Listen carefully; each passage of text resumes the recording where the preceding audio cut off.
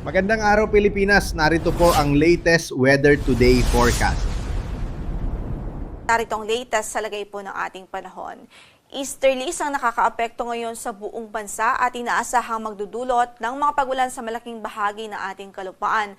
Dito sa mga lalawigan ng Aurora at Quezon, sa Bicol Region, Central at Eastern Visayas, sa Northern Mindanao maging sa Caraga Region. So mostly cloudy ang inaasahan nating panahon at mataas na tsansa ng mga pagulan dito po sa mga nabanggit nating lugar dahil sa epekto ng easterlies. Samantala, yung LPA na minomonitor natin ay pumasok na po ng ating area of responsibility kagabi at around 6 p.m. At ngayon nakita ang kanyang sentro sa layong 1,080 kilometers silangan ng southeastern Luzon. At sa kasalukuyan, wala pa naman po itong direktang epekto sa anumang bahagi ng ating kalupaan. Based na rin sa ating initial na analysis sa araw na ito, ay mataas na po yung tsansang maging bagyo siya in the next 24 to 48 hours. At sakaling ito ay maging bagyo, papangalanan po natin itong si Bagyong Paulo. Samantala, based na rin sa ating analysis at pagtaya, mataas po yung tsansa na lumapit at tumbukin po nito ang Hilagang Luzon o Northern Luzon at maapektuhan ang malaking bahagi ng Northern Luzon at ilang bahagi ng Central Luzon, especially po by Friday.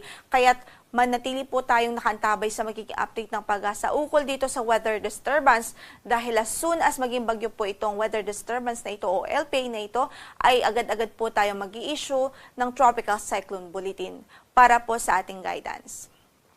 Samantala, para naman po sa ating pagtaya, sa araw nga na ito ay maging maulap ang papawirin at mataas ang tsansa ng mga pagulan sa Aurora, Quezon Province, maging sa Bicol Region dahil sa easterlies. Samantala sa Metro Manila at natitirang bahagi pa ho ng Luzon, bahagyang maulap hanggang sa maulap ang papawirin. At nariyan pa rin ho ang mga kalat-kalat o mga isolated na mga thunderstorms o pagkidlat, pagkulog. Anytime of the day ho yan. Kaya saan man ang lakad natin sa araw na ito, huwag kong kalimutang magdala ng mga pananggalang sa ulan. Sa Metro Manila, 25 to 31 degrees Celsius ang inaasahang magiging agwat ng temperatura. Sa Baguio, 18 to 22 degrees Celsius, 24 to 33 naman sa Lawag, at 25 to 34 degrees Celsius sa Tugigaraw, 25 to 31 naman ho sa Legazpi City, habang sa Tagaytay, 23 to 30 degrees Celsius. Samantala po dito sa Eastern at Central Visayas ay inaasahan nga po nating maulap ang panahon at mataas ang tsansa ng mga pag-ulan dahil po sa easterlies. Gayon din sa Northern Mindanao at Caraga Region. So sa mga kababayan natin doon, patuloy natin pinag-iingat sa bantaho at sa hazard na dalaho ng mga pag-ulan at magdalaho tayo ng payong saan man ang lakad natin for today.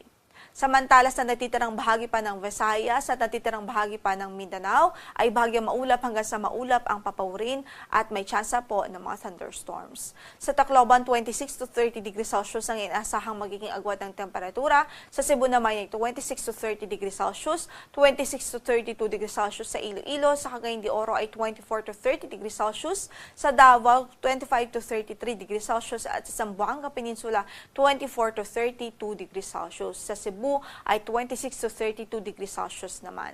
Sa Puerto Princesa, 25 to 32 degrees Celsius ang inaasahang magiging agwat ng ating temperatura in the next 24 hours. Wala po tayong gale warning na nakataas ngayon sa anumang bahagi ng ating paypaying dagat, banayad hanggang sa katamtaman ang magiging pag-alo ng ating karagatan. Gayunpaman, extra ingat po o mag-ingat pa rin ang ating mga kababayan na mangingisda, lalong-lalo na po yung mga gumagamit ng maliliit na sasakyang pandagat.